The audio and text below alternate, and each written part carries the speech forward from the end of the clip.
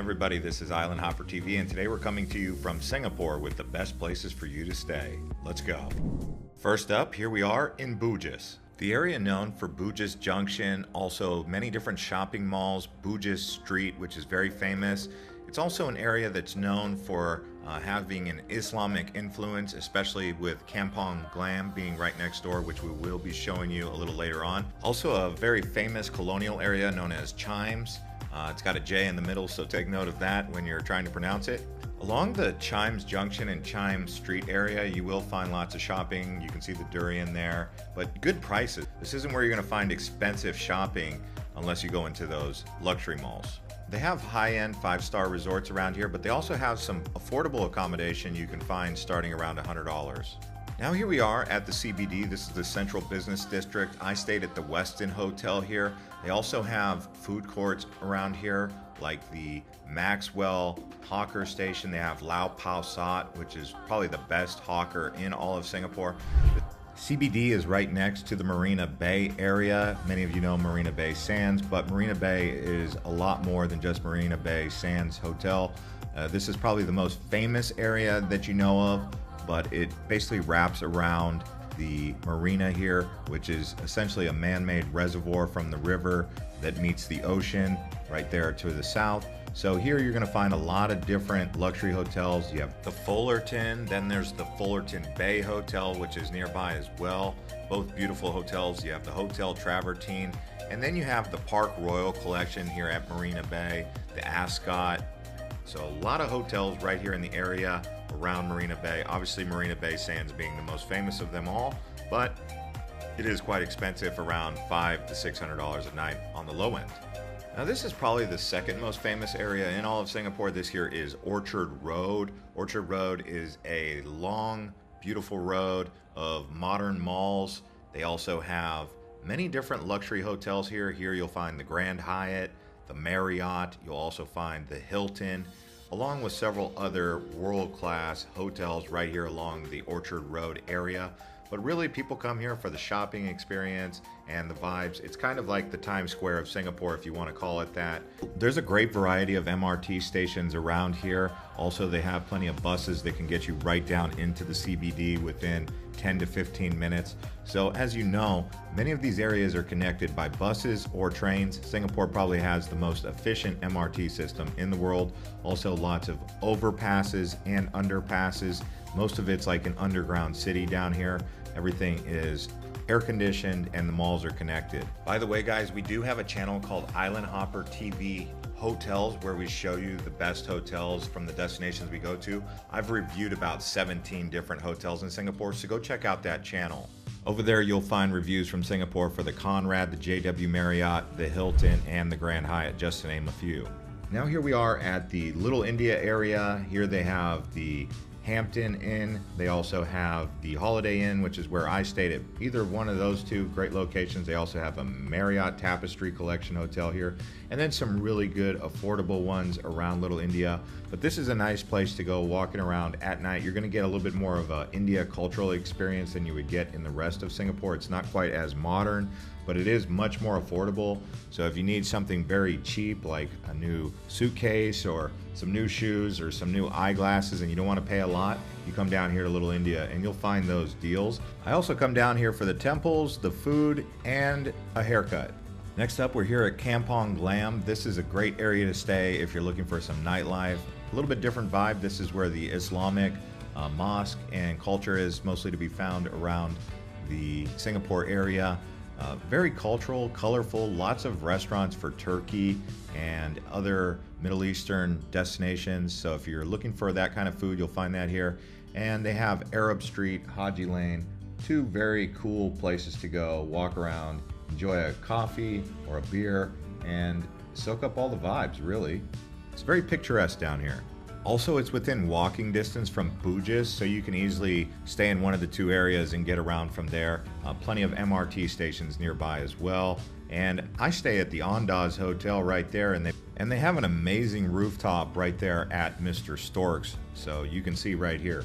going up there for some cocktails or mocktails, whatever your thing is, right there at sunset time. You get nice views looking out towards the CBD and Marina Bay.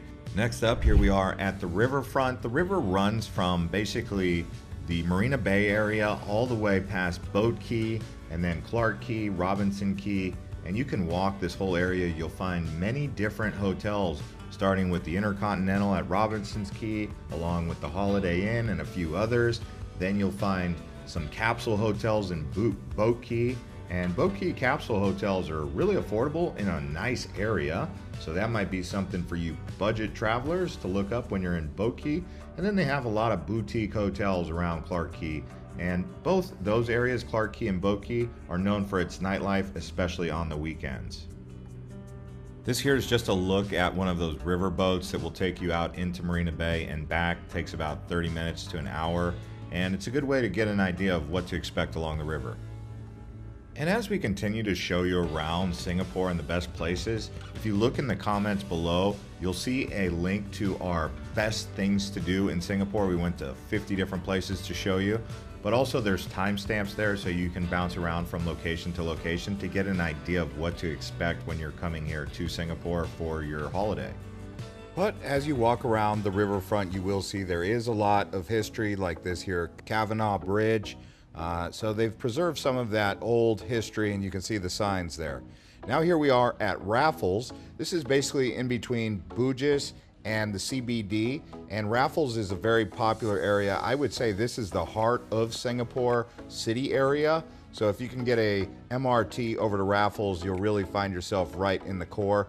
And they do have plenty of different hotel varieties for you to select from in this area of Singapore. And by the way, when you're getting around, I do recommend getting one of those MRT cards. You can get them at the airport, or you can get them in some of the MRT stations by going up to one of the booths. And I would say just put 30 Singapore dollars on there to start, and then see how long it lasts. Typically 30 Singapore dollars will last you a few days of consistent riding. Anyways, try and get you a hotel with a rooftop pool. That can be fun, as you can see here. Now we're going out to Sentosa Island. This is a really popular place because of the beaches. They've got Palawan Beach and several other beaches. They've also got a lot of entertainment. This is where Universal Studios is. They've got several malls. And this is really where you're going to go in Singapore to get more of that laid-back beach vibe resorts. They've got the W out here and several others. So if you're looking for that kind of situation, go out to Sentosa Island. It's outside the city. Maybe about 15 to 20 minutes by Grab or MRT from the CBD area. So Sentosa Island, definitely a place to consider while in Singapore. They do have a large cable car that can take you from the main island out here to Sentosa. They also have plenty of bungee jumping, skydiving, AJ Hackett's out here. Lots of entertainment with bars and restaurants on the beach as well.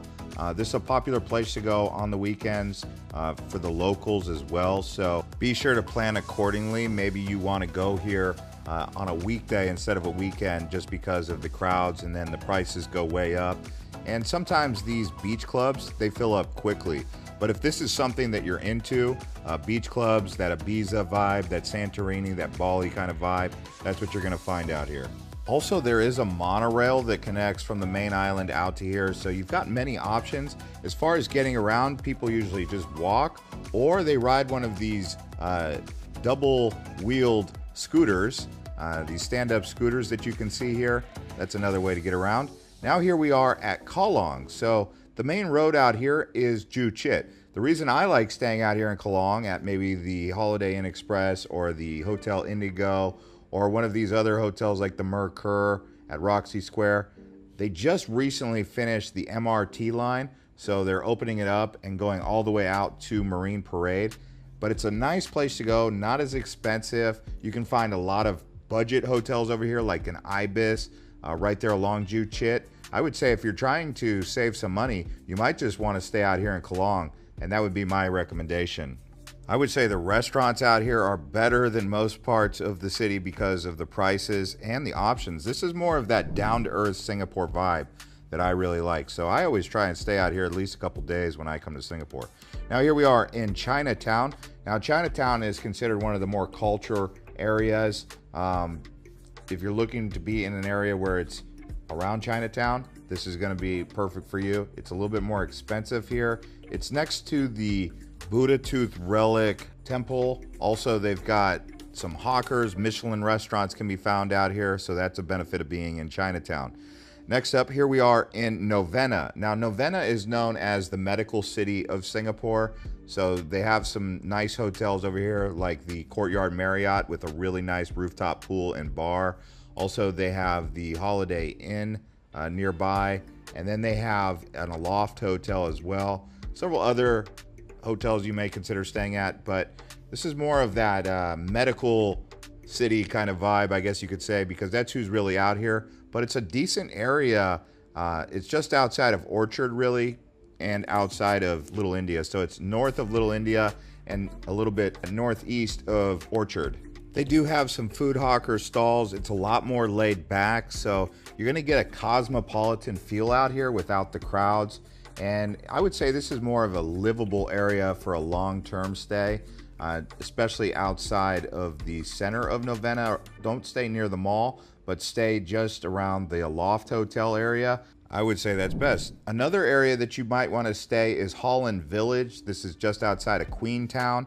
And the reason you'd want to stay out here in Holland Village is because this is where the tech hub is. They've got a lot of technology companies being built and growing out here, and it's more of a long-term stay area. It's quite a far way outside of the heart of the city. I would say maybe a 30-minute drive. And even so, anyways, this is Singapore. If you guys have any questions, let us know in the comments. Also, watch our best things to do while visiting Singapore video up next.